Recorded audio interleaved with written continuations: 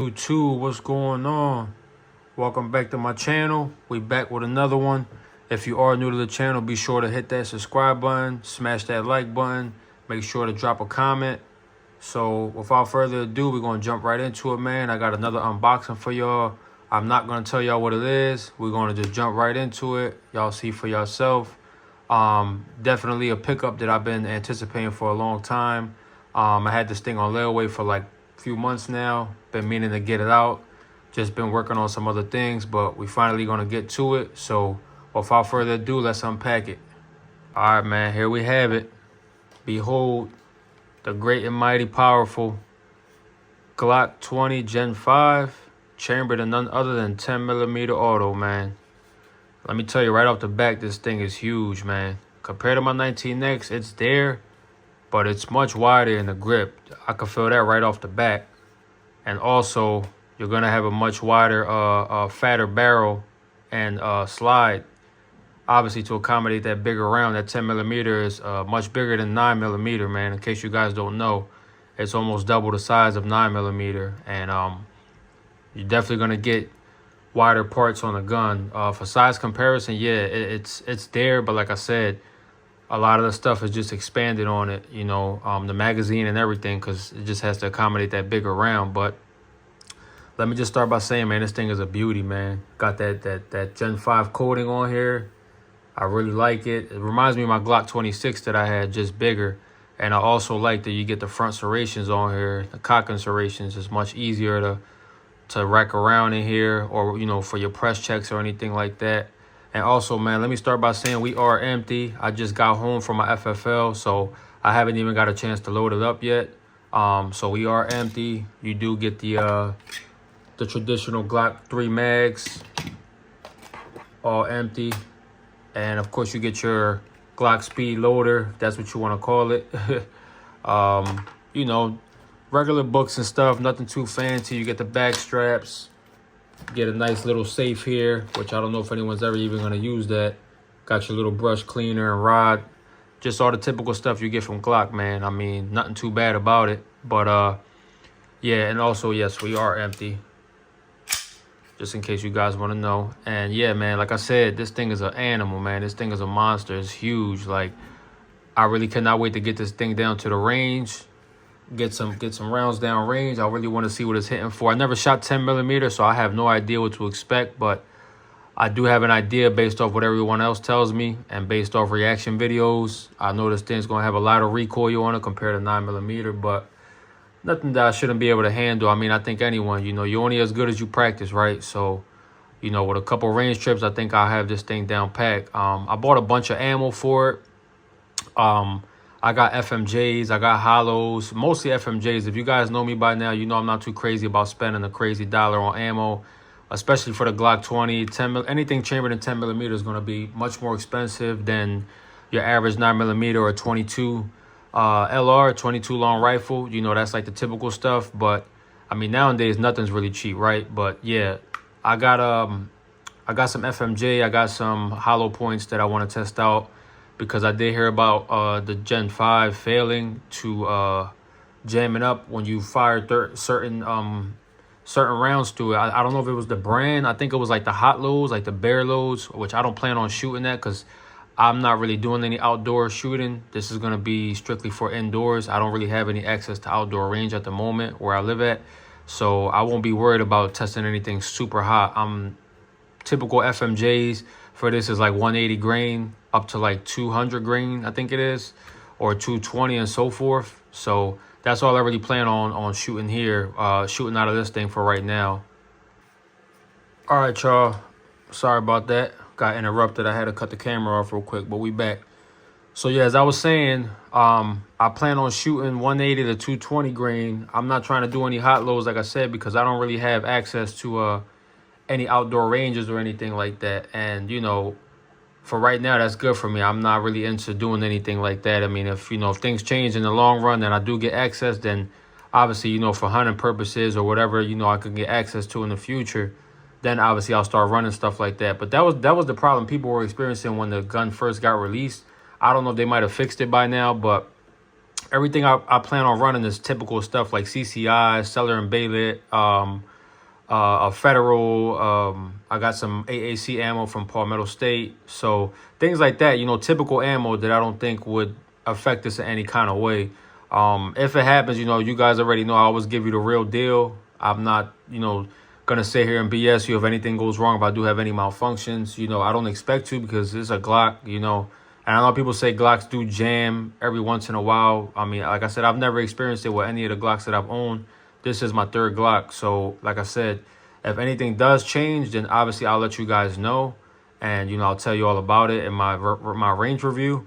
My FFL that I use now is actually one of the main gun ranges that I actually use to film at, because a lot of the other ranges that I go to, they don't let you film. So that's why I had to cut back on going to them, because I can't really give you guys any shooting videos. So that's why a lot of times it's hard for me to get to the range, and film, because there's so many that don't allow you to film from where I live at. It's a lot of strict ranges around here. But the one that I'm using now for my FFL is actually the one that I record at. So I'm going to probably try to get back over the weekend if I get some time from work, so I could film and give you guys a real, the real deal range review. And man, what's wrong with me today? Yeah, so I'll be able to give you guys that. I was going to try to give you the entire thing today, but I was a little bit busy. I had just enough time to go pick the gun up. And luckily, when I ran my background and everything checked out within less than 10 minutes. So I was in and out of there. But I would have liked to give you guys a little quick shooting video today, but unfortunately it didn't happen that way. But I will be getting back to the range just to give you guys that review, so just stay tuned for that. But anyways, back to the gun. Yeah, this is the Moss version. The 20 and the 21, I think, were the only releases. Well, not the only, but the first releases of this year for Gen 5, because I was actually going to get the Gen 5 last year, the Gen 4 last year, and Glock 20.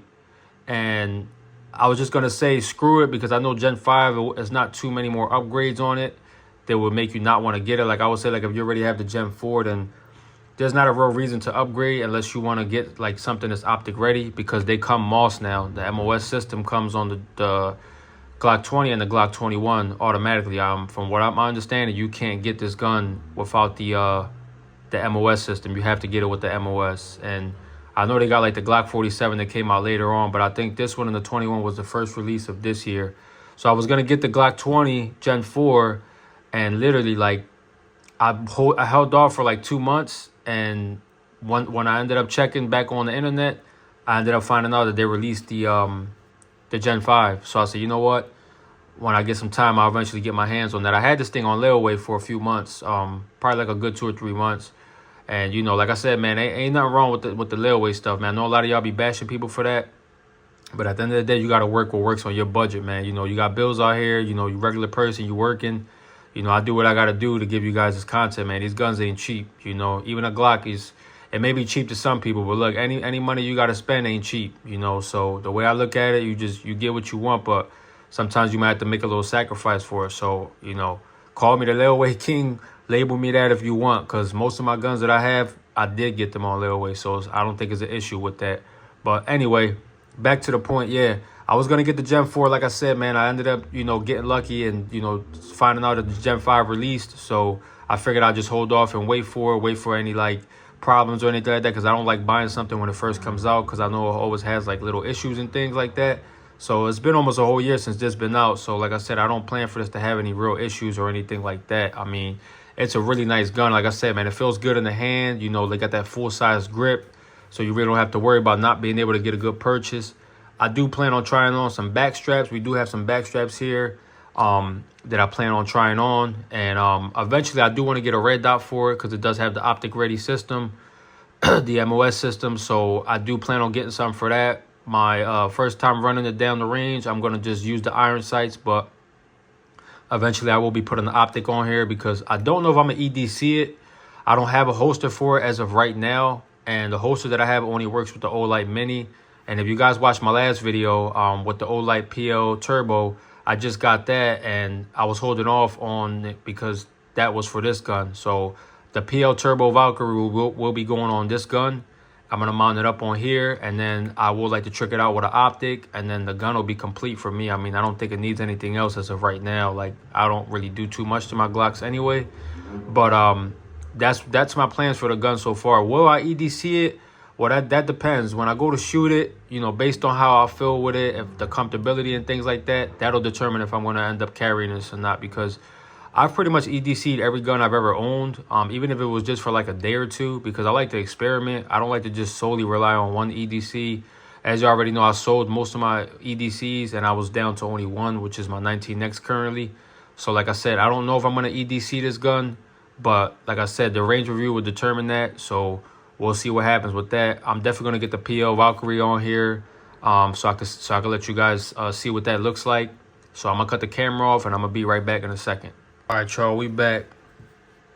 Got the Olight PL Turbo Valkyrie on there, man. And let me tell you, this thing looks gorgeous on there. She looking real good now. It fits perfect. If it's flush, for the most part, it does protrude a little bit. Not too worried about that because honestly, I thought it was going to protrude a lot farther. But I did forget because I tried this on the 19X. But I did remember, I forgot to remember that the 19X has the 19 slide, so obviously with the longer barrel on the G20, it's not going to protrude as much because it's going to be able to sit more flush in when you mount it, because it slides the rail in when you go before you go to lock it up. So it does look really good though with it. It looks perfect, man. The only thing I'm really missing now is the optic, the red dot. So I will be adding that. I got my mind made up. I want to do it, but like I said, I want to test this thing out and see how hard that recoil really hits before I mount anything on here, because I want to get the feel for it with the iron sights, and then so forth. We'll go ahead and, you know, we'll add the other stuff on there.